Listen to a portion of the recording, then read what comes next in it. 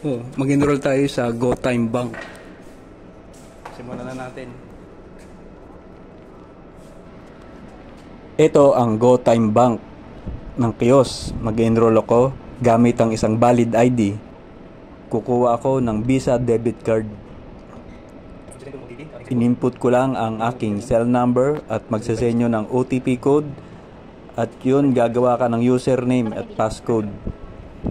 At pagkatapos nun, ma-input mo lahat ng information mo hanggang sa selfies. Yung selfie sa monitor, titingin ka dun sa screen ng 3 beses. At pag na-fill up mo na lahat ng information mo, hintayin mo na lang yung card ng Visa debit card ng GoTime Bank. At yun, tapos na. Ganun lang kadali. Pwede ka rin mag-register via the app.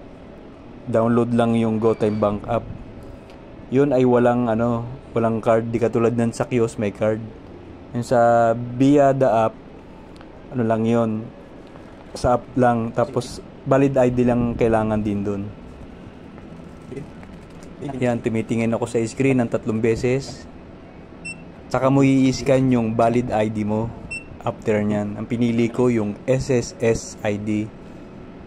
I-scan yung harapan at likuran. Pipili ka lang ng mga valid ID ron. Input mo yung birthday, address, at PIN number.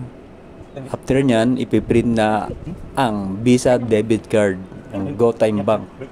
At pwede mo na itong matransferan ng pera at gamitin sa mga bills, payment.